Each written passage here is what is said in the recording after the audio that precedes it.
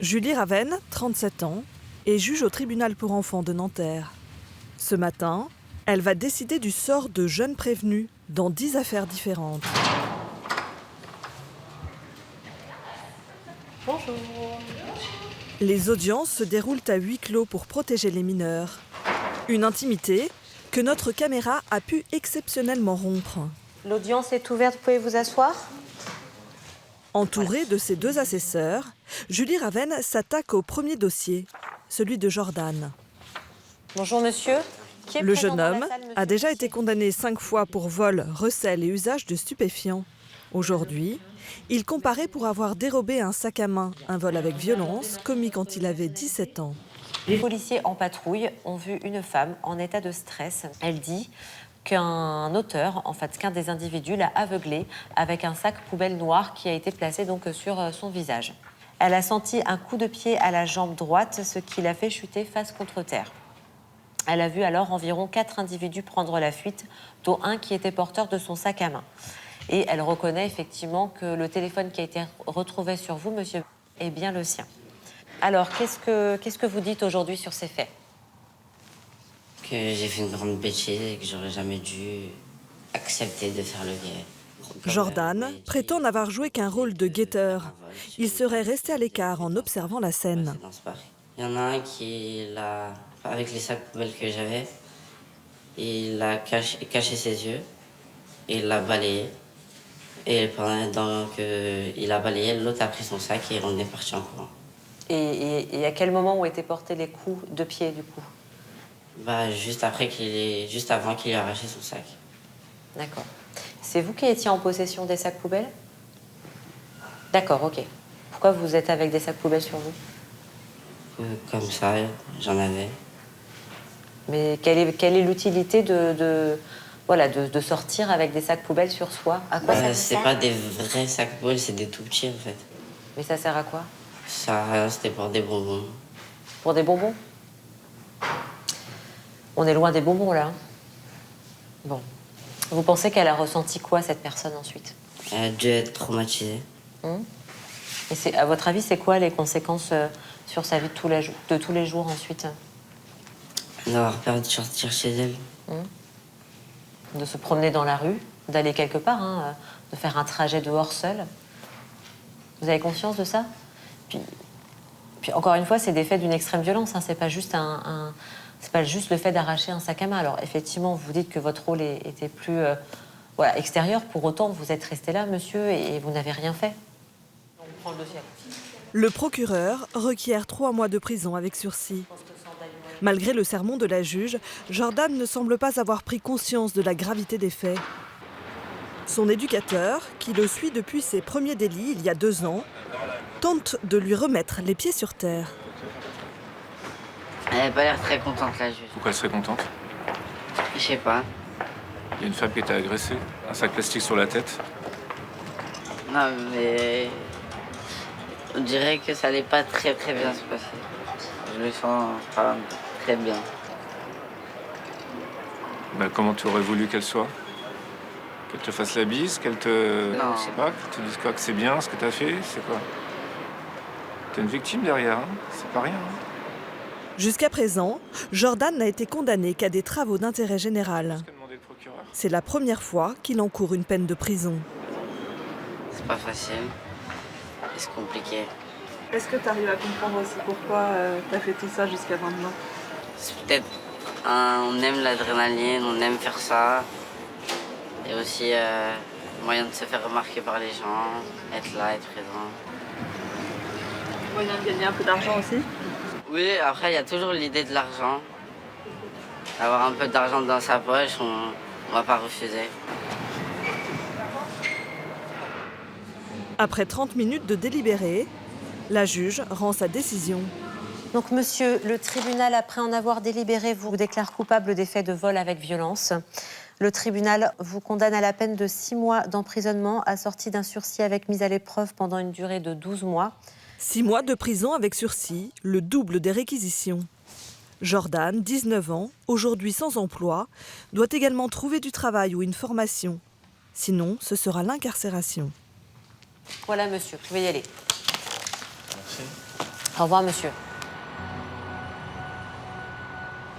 Chaque année, ils sont 600 à comparaître devant le tribunal pour enfants de Nanterre. En moyenne, les mis en cause ont 16 ans au moment des faits. En France, la justice pénale s'applique dès l'âge de 13 ans. Le rôle des juges des enfants n'est pas uniquement de sanctionner, mais de faire prendre conscience à ces jeunes de la gravité des faits. Une justice éducative, rendue ici uniquement par des femmes. 9 magistrates qui gèrent plus de 3000 dossiers par an. Ce sont les procureurs qui décident des éventuelles poursuites judiciaires. L'école fait état de dénonciation de contraintes ou pas? Stéphanie Gian, 38 ans, est de permanence ce jour-là. Et dans le cadre de son expertise, la mineure ne faisait pas état de contraintes non plus. Au téléphone, un policier d'un commissariat du département. Un collège lui a signalé une suspicion de viol sur une de ses élèves. Il veut connaître les suites à donner à cette affaire. Mais le viol n'est pas du tout caractérisé, là. Ils ont le même âge, elle vous dit qu'il n'y a jamais eu de contrainte ni de violence, qu'elle était consentante. Bon, vous pouvez transmettre en vue d'un classement et d'une évaluation sociale. Autrement dit, le collégien ne sera pas poursuivi par la justice. D'accord. Chaque jour, la procureure reçoit en moyenne une trentaine d'appels de commissariat concernant des mineurs. Quand les faits sont graves, elle place les jeunes en garde à vue pour 48 heures maximum, comme pour les adultes. Bonjour. C'était le cas la veille pour 3 adolescents âgés de 15 à 16 ans. Ils sont soupçonnés de vol à l'arraché sur une vieille dame qui est tombée sous le choc. La procureure va leur parler par visioconférence. Bonjour monsieur, est-ce que vous me voyez bien, vous m'entendez bien? Oui. Vous êtes devant moi parce que j'envisage de prolonger votre garde à vue car l'enquête n'est pas terminée. Elle ne sera pas terminée à 16h15. Est-ce que vous pouvez me dire comment se déroule la garde à vue jusqu'à présent? Bien. Vous vous êtes alimenté? Non. Pourquoi? J'aime pas. Vous n'avez rien mangé depuis hier 16h15? Ouais. Bon, puisque je prolonge votre garde à vue, je vous conseille de vous alimenter parce que ça va faire un petit peu long, hein, 1 jour et demi, 2 jours sans manger. On va pas vous forcer à manger, mais c'est dans votre intérêt. Les mises en cause passent à tour de rôle devant le procureur. Bonjour monsieur. Est-ce que vous avez quelque chose à me dire sur la prolongation que j'envisage? Est-ce qu'après que ça sera prolongé, est-ce qu'elle se sortira? Alors moi, ce que j'envisage en l'état, c'est que après la prolongation, vous soyez déféré au tribunal. Parce qu'il vous est reproché des faits assez violents. Donc je souhaiterais que vous soyez déféré devant un juge pour enfants. À Nanterre, un mineur sur 4 poursuivi par un juge des enfants est déféré. Il comparaît immédiatement après sa garde à vue devant le juge, risque des poursuites pénales et même l'incarcération sur le champ. Au revoir monsieur. Stéphanie Gian s'entretient maintenant avec la juge devant laquelle les 3 jeunes comparaîtront le lendemain. Oui, la permanence. Je viens de le prolonger. Je viens de vous laisser un message sur Ouais. le répondeur. Ne l'écoutez pas, du coup, il doit être très moche. C'est pas grave. Ils ont agressé À nouveau une vieille dame. Ça va pas. Oui, on sait quel âge elle a, la Ok, dame. merci. À tout de suite. Oui, on sait, mais je ne l'ai pas noté. La victime, âgée de 80 ans, a été hospitalisée. Elle souffre de plusieurs fractures. Reconnaît Ouais. et il indique qu'il s'était concerté, que les 2 autres ont fait le guet pendant que lui allait arracher le sac à la victime et ensuite ils sont partis en courant, ils allaient partager le butin. La juge connaît bien l'un des 3 jeunes, Arnaud, 16 ans. Elle l'a déjà mis en examen 2 fois pour le même type de délit. La dernière fois, c'était il y a 3 semaines seulement. Des violences sur une personne âgée. C'est quand même un souci. Ça m'interroge quand même sur sa personnalité. Parfois sur des personnes, tu vois, sur des personnes âgées. C'est un gamin, on a l'impression il est complètement un peu en décalage avec la réalité. Pour l'instant, j'ai que ça. Si j'ai d'autres choses, je préviendrai. La juge pourrait décider de le placer en détention provisoire. Il est rapide.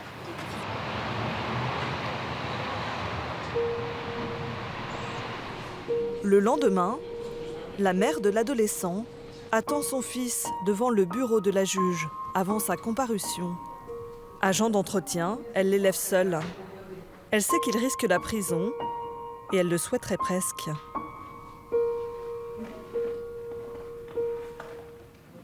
Comment vous vous sentez? Très mal. Pourtant j'ai l'habitude, mais à chaque fois c'est... Je suis pas bien. Je dis moi j'en ai marre. Qu'est-ce que vous souhaitez aujourd'hui? Qu'il soit vraiment puni pour quelque chose. Je vous dis franchement, s'il est emprisonné, c'est bien fait pour lui. Je vous dis, j'en peux plus. Il devrait faire comme en Amérique, les prisons pour les adolescents, là. À je sais pas quelle heure du matin, debout, et puis hop. C'est difficile pour une maman aussi de vivre tout ça? Ah oui. Parce que je comprends pas ce qu'il a dans la tête. Je vous dis, quand je peux lui donner de l'argent, je lui donne. C'est pas quelqu'un de malheureux, quoi. C'est... Plus qu'on leur en donne, plus qu'ils en veulent. Et puis là, il y a un peu une escalade aussi dans la violence. Bah ouais, parce que... Pareil, je comprends pas, il a jamais été agressif. Et depuis quelque temps, parce qu'il a bon cœur. Tout seul, on fait ce qu'on veut de lui. Mais dès qu'il est en bande, ils veulent se faire montrer. C'est moi le caïd, et puis voilà.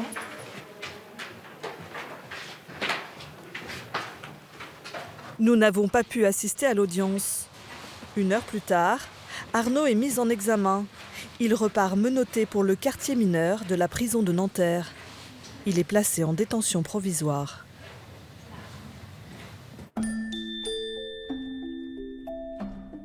À Nanterre, comme partout en France, les juges des enfants ont aussi une autre mission.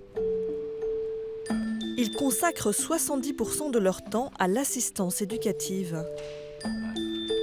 Un accompagnement de familles cabossées, de parents désunis, de foyers où la violence perturbe l'équilibre des enfants.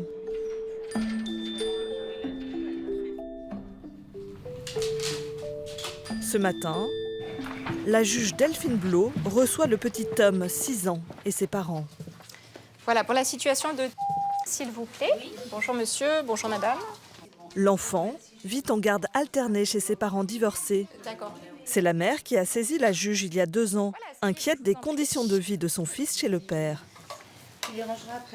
Alors, vu son jeune âge, il a le droit de jouer dans son coin s'il veut, c'est pas un souci.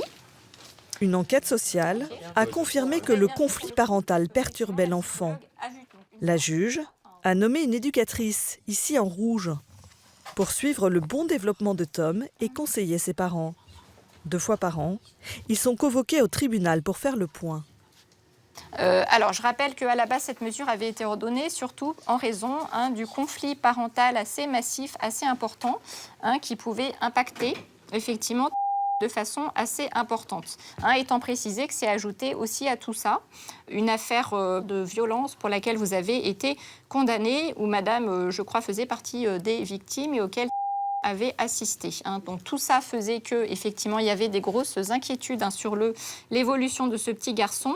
Alors, étant précisé aussi que chacun des parents, alors c'est ce qui est indiqué d'ailleurs dans le rapport, c'est qu'il y a des liens d'attachement très forts entre... Bon, ok, ça a le mérite de la spontanéité. Qu'est-ce que tu as dit que tu avais peur de papa? C'est le cas? Bon. On peut dire qu'il y a des choses à dire, monsieur, là, parce que j'ai l'impression que... Bon, on va justement, monsieur... Il est formaté par la mère pour dire ce que la mère veut. Vous voyez, ce sont des propos, il n'y a que chez la mère qu'il a pu entendre dire cela. Donc, il y a des soucis à ce niveau-là, où le petit, il y a une aliénation parentale qui est en train de se mettre en place contre moi. Alors après, monsieur, on n'est pas psy, parce que... Pour parler d'aliénation parentale, c'est un mot fort, c'est d'ordre pédopsychiatrique. On peut peut-être éviter de cristalliser, on va dire, les difficultés à cette audience, puisque là, l'intérêt, justement, c'est que moi, je constate que la situation, pour le coup, n'a pas beaucoup avancé depuis quelque temps. La mère, médecin de profession, prétend également qu'à chaque fois qu'elle récupère l'enfant après un séjour chez le père, il a des bleus ou des cicatrices. Elle accuse son ex-mari de négligence. Sur les éléments, on va dire, plus récents. Pour la cicatrice, il a été la grande cicatrice laissée seule dans un jardin public où visiblement son père ne le surveillait pas du tout et il est tombé dans un trou. Bon, alors monsieur, est-ce que vous souhaitez à ce stade répondre si possible? Restant calme. Très factuellement, oui, très calme, très factuel. Voilà, donc, mon fils est complètement couvert de bleu, il est cicatrisé de partout. Voilà, donc c'est vachement compliqué dans un contexte de déformation professionnelle de mon ex-épouse qui est médecin, qui voit les maladies partout. J'ai vécu avec elle et je le sais. Il y a une cicatrice de 4 cm qui n'a pas ses nécessités de suturation. Il n'y a jamais eu d'enfant abandonné dans un parc qui est tombé dans un trou. Comme tous les enfants, ils jouent, ils courent. Tous les enfants de son âge se font de petits bobos, c'est de la bobologie. J'ai l'habitude. Hein, c'est pas la première fois que tu produis des choses pareilles. Vous niez, voilà, madame reste inquiète. En tout cas, objectivement, ça permet de constater que le conflit, il reste important. Et surtout, oui, il va falloir qu'il puisse grandir avec des parents qui s'entendent un peu mieux, parce que sinon, ça risque, monsieur, de vraiment entraîner des grosses inquiétudes pour si ça continue comme ça, dans son développement. Parfois, ce genre de petits garçons qui continuent à grandir, qui arrivent à l'adolescence, ça peut arriver qu'ils aillent vraiment très mal, qu'ils fassent un rejet total de la famille, qu'ils deviennent complètement révoltés, puis qu'ils tombent dans des conduites. Ça, on le voit parfois, effectivement. Donc, il y a un vrai danger, je pense, sur un plan psychologique. Mettre en place un suivi éducatif le plus tôt possible pour éviter qu'à l'adolescence, le jeune ne sombre dans les difficultés. Tu viendras jouer? Le pari n'est pas toujours gagné. D'accord. Bon, je vous tiens au courant, messieurs, dames. À bientôt. Johan, 16 ans, est en décrochage scolaire. Après des problèmes de violence à la maison, il a fait l'objet d'un signalement des services sociaux il y a 3 ans. Depuis, il est suivi par une juge en assistance éducative. Mais ce matin, c'est dans le cadre pénal qu'il est convoqué après un recel de scooter. C'est la 2e fois en moins d'1 an qu'il est poursuivi pour un délit. Un peu stressé. Alors, par rapport à la juge, puisque la juge, elle me connaît bien et ça faisait longtemps qu'elle ne m'a pas vu. Parce que moi, je faisais comme je l'ai dit. Je vous ai dit, moi, je fais plus de bêtises, c'est fini. Qu'est-ce que tu imagines qu'il peut se passer? Je sais pas, la prison. Parce que l'année dernière, quand j'étais déféré, il y avait une juge. Elle m'a dit, la prochaine fois que je te revois, je te mets en prison. Elle fait, je vais te mettre des grosses peines, et ça, elle fait, toi, je t'aime pas, et ça.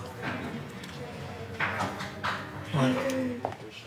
Assisté de l'avocate de permanence, Johan se présente devant la juge qui doit lui notifier sa mise en examen. C'est parfait. Je te laisse t'asseoir. Le papa est là, j'ai cru voir. Voilà, monsieur, bonjour. Je vous laisse vous asseoir à côté de votre fils, s'il vous plaît. Donc, je suis bien contente de vous voir, monsieur, parce que ça fait longtemps que je vois en audience. Et c'est vrai que j'avais pas pu vous voir jusqu'ici, ou peut-être tout au début. Donc, c'est très bien d'être venu aujourd'hui. Ça va permettre qu'on fasse ensemble un point sur la situation de votre fils. Par contre, la juge interroge Johan. Le jeune homme prétend avoir simplement garé un scooter pour le compte d'un ami, en ignorant qu'il était volé. La même défense que pour son précédent délit. Donc on a un peu l'impression qu'à nouveau, c'est un jeune probablement majeur qui te demande de faire un peu le sale boulot pour lui. Et résultat, c'est toi qui te fais attraper et c'est pas lui. On a l'impression que c'est assez récurrent quand même, ce genre de choses. Alors qu'est-ce qu'on peut faire pour que ça s'arrête à un moment donné ? Parce que là, ça refait une procédure pénale. Comment faire pour que tu sois capable, à un moment donné, de dire non, je suis pas d'accord, j'ai pas envie de faire ça, etc. Je pense que si je retrouverais une école, plus loin, on va dire. Pardon ? On va dire si je retrouverais une école un peu plus loin de chez moi. Un peu plus loin, alors c'est toujours la question. Comme ça, je reviendrai tard, comme ça, je croise personne de ma vie. Ouais, ok. Bon, donc j'en conclus que ton souhait, c'est toujours un peu d'être éloigné de ce quartier. Ton quartier. Bon. Mais là, il va falloir sérieusement que les procédures pénales s'arrêtent. Parce qu'une prochaine fois, le procureur, ça sera un déferment, ça sera un contrôle judiciaire, ça pourra même être de la détention provisoire si ça continue. Donc il faut vraiment qu'il n'y ait plus de dossiers. Voilà, je vais te demander une signature, s'il te plaît, en bas de chaque page. Il faut que tu signes recto verso. Aujourd'hui, pas de détention provisoire. Johan doit seulement signer son procès-verbal de mise en examen. Rappel à la loi, travail d'intérêt général ou stage de citoyenneté Pour les faits commis, il ne risque qu'une mesure éducative. Voilà, je vous laisse y aller. Au revoir. Johan sera jugé une semaine plus tard par Delphine Blot dans ce même cabinet. Au revoir, monsieur. Les mineurs ne comparaissent dans une salle d'audience que pour les affaires les plus graves. Un tiers des cas. Un moment solennel, comme pour les adultes, afin de créer un électrochoc chez ces jeunes en perte de repère. Ce matin, c'est la présidente du tribunal pour enfants, Béatrice Baudiment, qui dirige l'audience. Merci. Merci. Sur les 10 dossiers du jour, la moitié concerne du trafic de stupéfiants. Alors, l'audience reprend, vous pouvez vous asseoir. Matteo, 16 ans au moment des faits, comparaît pour la première fois. Bonjour monsieur. Il est accompagné de son père, commerçant, et de sa mère, auto-entrepreneur. C'est elle qui l'a dénoncé auprès des policiers.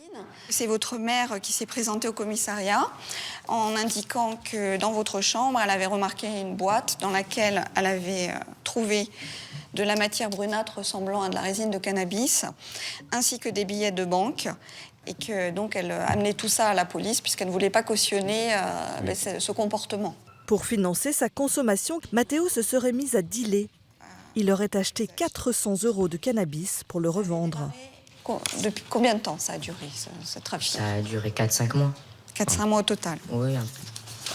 Et vous pensiez que si votre mère n'avait pas fait cette démarche d'alerter la police et de demander de l'aide, en fait, qu'il y ait un coup d'arrêt, ça aurait pu continuer combien de temps? Franchement, je ne sais pas. Je ne pourrais pas vous dire, mais à mon avis, dans l'optique dans laquelle j'étais à ce moment-là, à mon avis, j'aurais pas moi-même de ma propre... j'aurais pas arrêté comme ça, en fait. Heureusement que ma mère, elle est partie au commissariat pour pouvoir m'aider. Bon, alors on va demander donc aux parents et puis à tous les professionnels qui accompagnent le jeune homme de s'approcher, s'il vous plaît. Pour comprendre comment il a sombré dans le trafic, la juge se penche maintenant sur son contexte familial. Elle entend son père.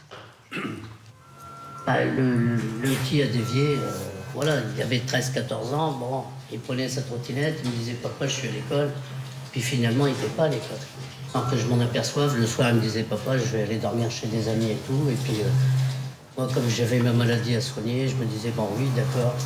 Effectivement, il y a eu du laisser-aller, puis j'ai pas, sur le coup, compris ce qui arrivait, en fait. Depuis son arrestation, Matteo, devenu majeur, a trouvé un emploi de chauffeur-livreur. La juge veut savoir ce qu'il en est aujourd'hui de sa consommation de cannabis avant de prononcer la peine. Oui. Vous, tout à l'heure, vous commenciez à dire que vous aviez diminué, c'est-à-dire, vous en êtes où par rapport à la consommation, monsieur? Avant, j'étais à 2 grammes par jour. Maintenant, j'en suis à 1 jour, même pas.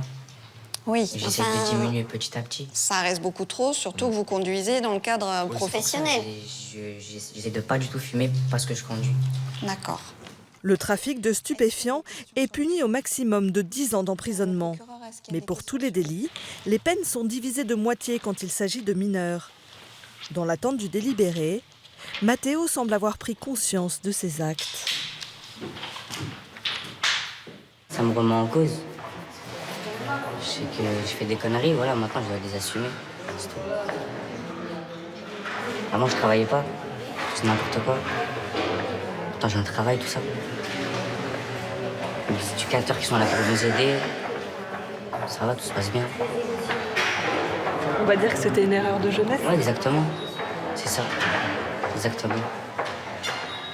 Faut rebondir maintenant. Le tribunal, après en avoir délibéré, vous déclare coupable des infractions et prononce la peine de 2 mois d'emprisonnement, assortie intégralement d'un sursis mis à l'épreuve pendant une durée de 18 mois. Pendant cette période, aucun écart ne sera toléré. Vous pourriez voir ce sursis mis à l'épreuve révoqué et donc être envoyé pour 2 mois en prison. D'accord? Donc c'est sérieux. D'accord? Est-ce que tout est clair, monsieur? Tout est clair. Très bien. Alors, vous allez pouvoir reprendre vos pièces justificatives. Cette condamnation, le père de Matteo la vit un peu comme si c'était la sienne. On a l'impression d'avoir été coupable du fait qu'il soit ici. D'avoir peut-être, oui, loupé quelque chose, un passage dans notre vie, en fait. On a peut-être pris un mauvais virage. Comme Matteo, 65% des jeunes condamnés ne récidivent jamais. Depuis 2010, la délinquance des mineurs est en légère diminution.